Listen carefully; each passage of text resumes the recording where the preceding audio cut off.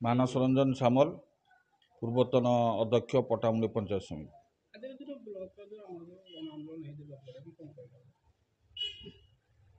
আজি ଆମର ଯେଉଁ ଆନ୍ଦୋଳନ ତ এটা ନୁହଁ, এটা ବ୍ରାହ୍ମଣୀ ବ୍ଲକ କରାଯିବା ପାଇଁ ଆମେ ଯେଉଁ ପଞ୍ଚାୟତ ରହିଲେ ଏପଟରେ 7 ପଞ୍ଚାୟତ, ସେପଟରେ 7 ପଞ୍ଚାୟତ, ଏମିତି ମିଶି ମିଳିତ ଉଦ୍ୟମରେ ଗୋଟେ ସଭା ଆୟୋଜନ କରାଯାଇଥିଲା। ପ୍ରସ୍ତାବିତ ବ୍ରାହ୍ମଣୀ ବ୍ଲକ ହେବା ପାଇଁ ସେହି ପରିପ୍ରେକ୍ଷୀରେ ଆଜି ଗୋଟେ ଆଲୋଚନା ଚକ୍ର ଥିଲା, ଆନ୍ଦୋଳନ ନୁହେଁ।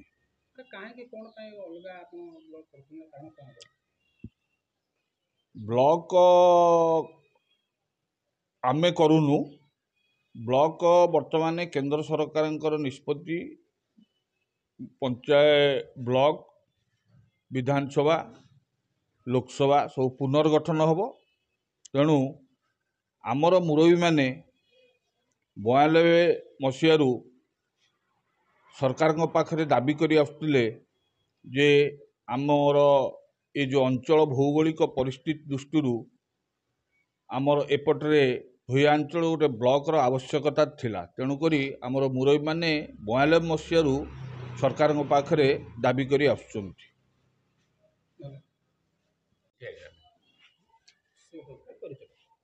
संजय कुमार मल्लिक, पूर्वतन सरपंच अंडरा ग्राम पंचायत।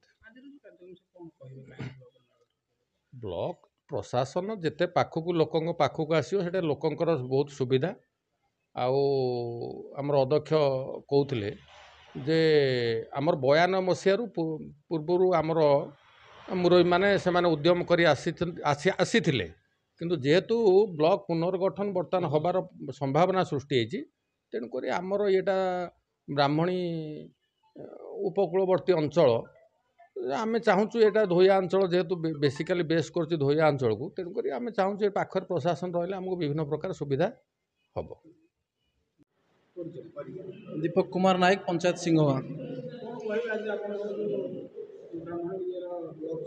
देखो आमर पटामुंडी ब्लॉक आमको बहुत अवहेलित होउची, सी आमको पूरा अवहेलित आमर जेहेतु सिंहवा पंचायत गोटे डंगा घाट पार होकर आम आसुचु, से आमर दाबी आम धोया 7 पंचायत भितर आमर ब्लॉक प्रतिष्ठा हो, माननीय मुख्यमंत्री पाखे आमर दाबी रहू, यहाँ आमर हो कहीं आम पटामुंडी ब्लॉक गले आम सका बाहर सन्धार पहुँचुचु, गोटे दिन लगी जाऊँगी किंतु आम ऑफिस काम किसी आमर हो पारू ना।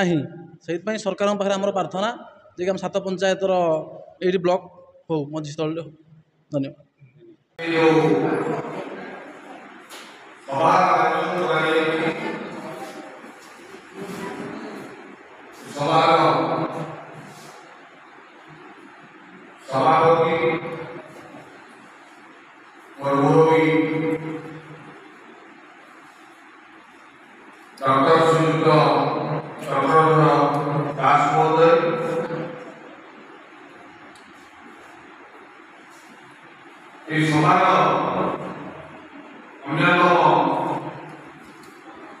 प्रमुख भूमिका ग्रहण कर बड़ भाई अभिमन्यु भाई महोदय,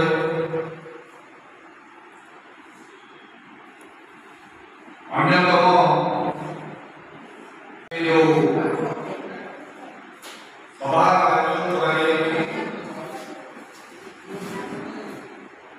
आयोजन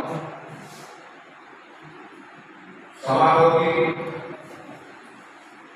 और मुरबी डॉक्टर श्रीयुक्त चक्रधर दास महोदय,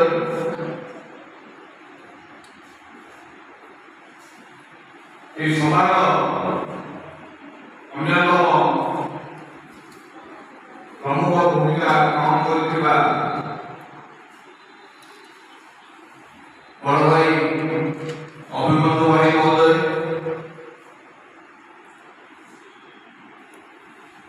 अन्यतम वर्तमान सोसाइटी प्रेसिडेंट बड़ भाई धनेश्वर भाई महोदय,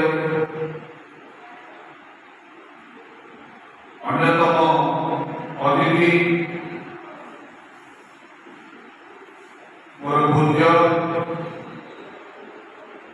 खंडरा ग्राम पंचायत पूर्वतन सरपंच श्रीयुक्त बसंत कुमार स्वाई महोदय,